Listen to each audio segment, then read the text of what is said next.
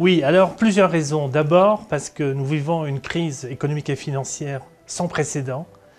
Et c'est-à-dire on a un système où, par exemple, chaque mois, la Réserve fédérale injecte 85 milliards de dollars dans le système pour maintenir debout, à bras portant, le système bancaire. Donc vous savez qu'actuellement Bernard Madoff, l'escroc américain, est en prison.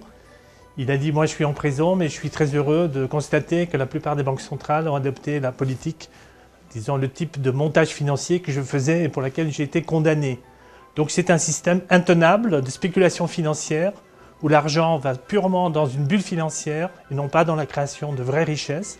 C'est un système qui ne peut pas durer, qui risque d'exploser bientôt. Et donc il faut que quelqu'un, comme Cheminade a tenté de le faire pendant la présidentielle en France, quelqu'un pose ces questions qui fâchent.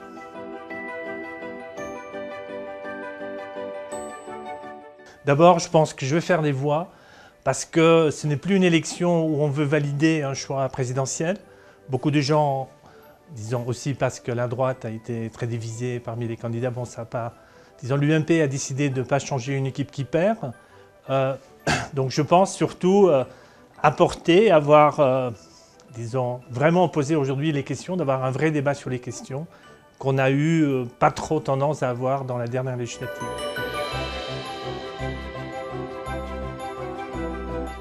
D'abord, je l'avais prévu, mais l'État français donc, a privé Jacques Cheminade d'une partie de ses remboursements de campagne à laquelle il avait droit.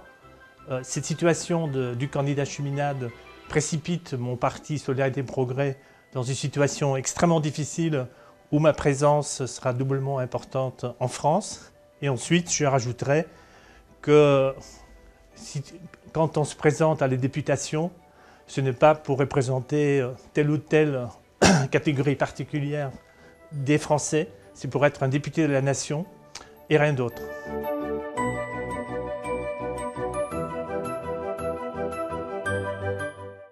Alors mon ancrage aux États-Unis, c'est que j'y ai été relativement souvent. Je connais bien New York, je connais Philadelphie, je connais Montréal, Toronto, j'y ai fait des conférences, j'ai rencontré énormément de gens avec qui j'ai maintenu des contacts. Je connais les gens de l'opposition américaine, ceux qui sont battus contre les horreurs de M. Bush et ceux qui aujourd'hui contestent le programme des drones, des assassinats ciblés par drone de l'administration Obama, qui est un sujet extrêmement fâcheux. Donc je connais le cœur des Américains de ce point de vue-là. Après l'ancrage, par exemple le candidat socialiste, M. Semama, habite aujourd'hui en France. Bon, il a vécu pendant un certain temps aux États-Unis. Je pense qu'on n'est ni le consul ni l'ambassadeur. Une fois de plus, on est le représentant de tous les Français. Et évidemment, on est le représentant des Français qui vont éventuellement porter leur vote sur notre candidature.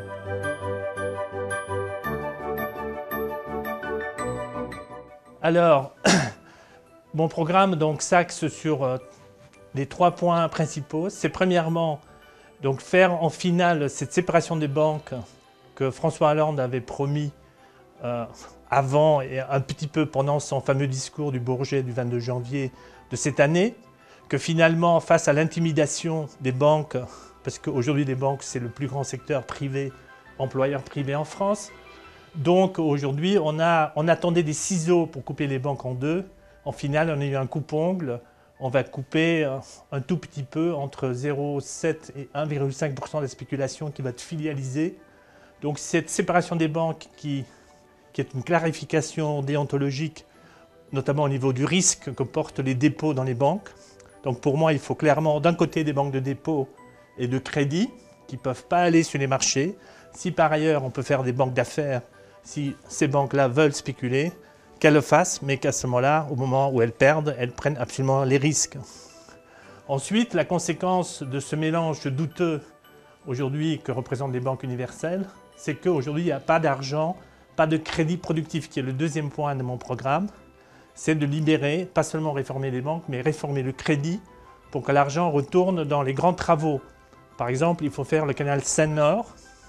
C'est un investissement de 4,5 milliards. Aujourd'hui, les banques refusent de donner le crédit, y compris à des très grandes entreprises des travaux publics qui ont besoin de cet argent pour le réaliser. En même temps, et là je répondrai à la question précédente, Roosevelt et son ministre de l'Agriculture, Henry Wallace, ce sont des gens qui effectivement ont fait cette séparation bancaire, Roosevelt en 1933 avec le Glass-Steagall Act, et ensuite Wallace, son ministre de l'Agriculture, c'est l'homme qui a re-régulé l'agriculture mondiale, d'abord aux États-Unis, ensuite au Mexique et en Inde, où on a fait les révolutions vertes, c'est-à-dire qu'on a doublé la production alimentaire et même plus, ce qui serait une excellente idée donc, à refaire aujourd'hui, puisqu'on a quand même 1 milliard d'êtres humains sur Terre qui n'ont ni les technologies, ni les semences de qualité, ni les phytosanitaires, ni l'irrigation qui leur permettraient tout simplement de se nourrir. Et donc, ce n'est pas seulement très mauvais pour eux, puisqu'ils sont dans cette situation-là, mais c'est très mauvais pour nous aux États-Unis et en Europe, parce que nous n'avons pas des marchés suffisants, des marchés émergents, qui seraient évidemment nos clients potentiels. Le troisième point, c'est que donc, en tant que gaulliste de gauche, je clame le non-alignement. Alors, je ne dis pas que la France doit sortir de l'OTAN comme ça. Je dis qu'il faut, entre les États-Unis et la France, ensemble dissoudre une organisation qui a fait son temps. Aujourd'hui, on constate que le commandement, les stratèges de l'OTAN sont engagés dans une politique où on veut doter les États-Unis d'une capacité de première frappe. On est en train de déployer un bouclier antimissile en Europe, soi-disant contre une menace iranienne ou nord-coréenne, ce qui tend à énormément énerver nos alliés traditionnels, c'est-à-dire la Russie, la Chine et d'autres pays qui se sentent directement menacés par cette politique agressive de l'OTAN. En plus, nous avons vu ce qui s'est passé avec la Libye, où donc on a arrêté Kadhafi vivant, et finalement il a été mis à mort parce qu'en fait il en savait trop sur un certain nombre de relations entre M. Blair, M. Kadhafi et M. Sarkozy. Il y a donc toute une politique à revoir, c'est-à-dire qu'il faut refonder l'amitié entre l'Europe et les États-Unis et les autres nations, mais sur des bases en fait clarifier cette situation de partenariat, non pas dans une mondialisation financière, mais dans une entente, un partenariat de coopération mutuelle.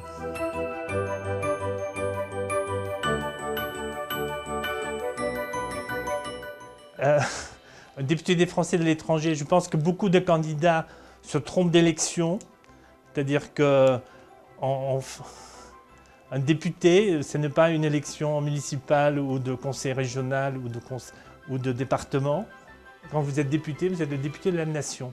Si un député de la Corse viendra à Paris défendre les intérêts des Corses au-dessus des intérêts de la nation, tout le monde serait fâché. Donc je ne projette pas, mon idée, c'est de défendre l'intérêt de la France et des États-Unis dans un dialogue mutuel, constructif, de développement mutuel, comme par exemple De Gaulle a pu l'avoir avec Kennedy autour du développement de l'espace ou des grands travaux et des grandes aventures qu'on était capable d'entreprendre à cette époque.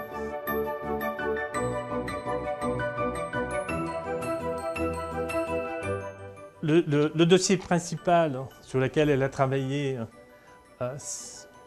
à mon sens, qui est celui qui me préoccupe le plus, qui m'intéresse le plus, c'est le dossier de la réforme financière. Donc, elle-même a été active dans une grande banque américaine, donc elle connaissait un peu de l'intérieur quel était le problème de ces grandes banques. C'est sur ce dossier en particulier que je compte reprendre le flambeau, de continuer à pousser et de créer les marges de manœuvre pour qu'à un moment donné, avec la crise qui risque de s'aggraver, qu'on puisse réellement opérer cette séparation stricte entre banque commerciale et banque d'affaires.